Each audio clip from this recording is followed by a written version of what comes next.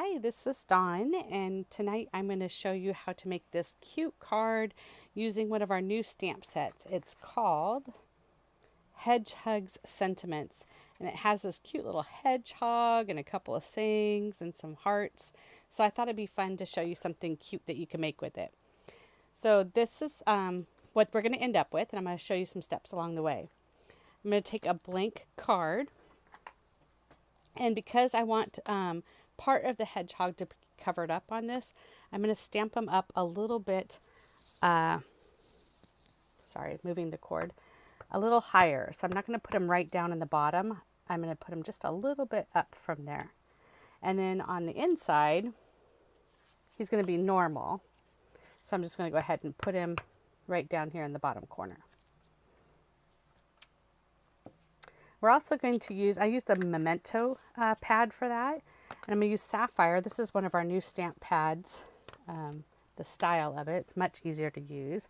I'm going to use that to do my little saying here. And then I'm also, just to kind of show you a couple different ways to do this, I'm going to go ahead and put the saying directly on the front here. Now when you have a solid stamp like this, you kind of want to do a twisting and then a tapping to ink it up. And you can also put this little sponge that, oh, I got ink on my hand. This little sponge that comes with the stamp set. Put that underneath it to help you get a nice impression. Obviously, I'm not doing the best job on camera, but I have a paper towel right here. Let's try to get this ink off my hand. Okay. The next thing I did was I colored in my hedgehog with watercolor pencils. So these pencils are new ones that we're carrying in the catalog, and they don't actually have names on them. So I can't tell you which colors I'm using, but I'm going to use a light pink. I'm going to use this cream, and then there's like a few browns. I'm going to actually use this middle brown here. And with what these pencils can be used as colored pencils or as watercolor pencils. So it's kind of cool. And what you'll want to do is, I kind of do it like how I'm coloring in a coloring book. I like to outline. So I'm going to outline the outside of his ears, kind of get it a little darker in that area. And then just lightly color the other areas.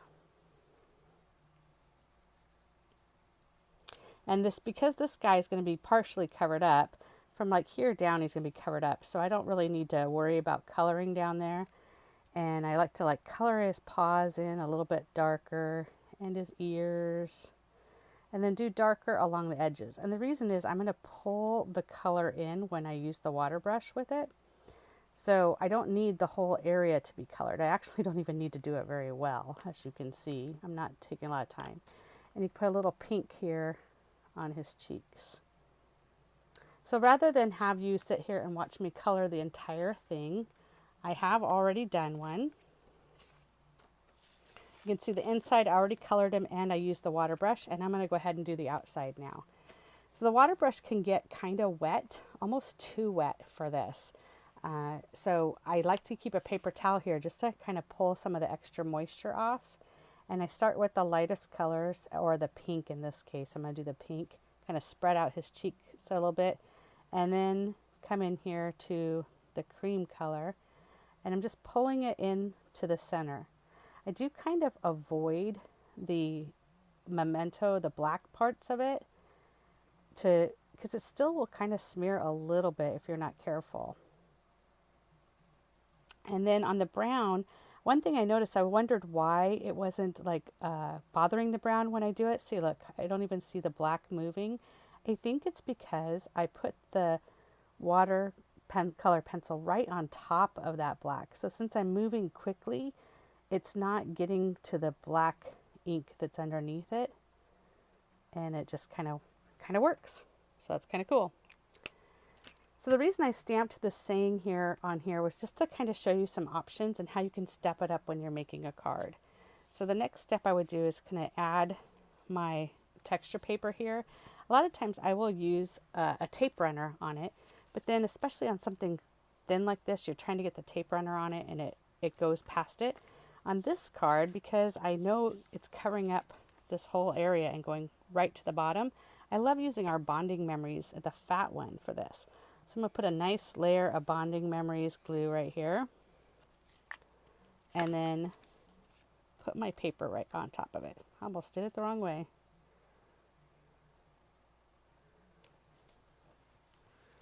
And then the fine point one is great for these smaller pieces. So I'm going to go in here with the fine point one and put a good layer of glue on here. If your glue's not coming out enough, you just pump it a little and that'll give you some more liquid in there.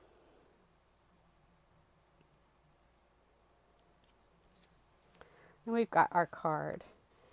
And when I was working on it and designing it, this just didn't work for me. So I wanted some more layers, some more colors. This is a little crooked.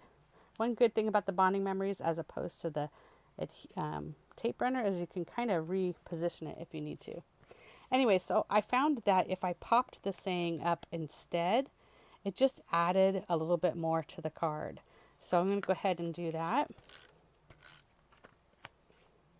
It just brings more color and depth to the card, but I still didn't like the background. So I tried sponging it and all different things, but inside the stamp set is this little tiny dot.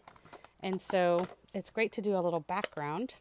I'm using the Saffron ink. And the way you do the backgrounds is you do 2 dots and then think about making it into a triangle. So that third dot would make a triangle. So now these 2 dots, if I put a triangle or a dot right there, that makes a triangle. And that kind of is a great way to just get it kind of evenly spread out as you're making your patterns. And don't forget to go partway off the page or put it right on the edge, because that really makes the design go right off the paper and just kind of helps you to fill it in. So once you've done that, you can take a black pen and just do some stitching. Everybody always asks me how to do the stitching. I say, just don't stress about it. Like, make it wiggly. Don't try to have it too perfect. When you try to have it be perfect, that's when you make mistakes. If you have any places that you want to draw attention to or a place where the line broke, you can just put a couple little hash marks in there and it just finishes it off. The other thing I did was stamped there's a little heart that comes in the set. Stamp a little heart on a piece of paper and then you can cut it out. And I think I had one. You're going to have to believe me. It was already cut out, ready to go. But here is your finished card. So I hope you like those tips and ideas on how to use this new stamp set. The paper is from, let's see, I forget what it's called, Grateful Heart, I believe. So it's 2-sided paper. So here's one side of the designs. And then here is the other side. It's a great paper pack for this time of year. I love all the fall colors. So stay tuned because I'm sure that that's not the last you've seen of this hedgehog. I'm in love with him. I'll show you more ideas soon.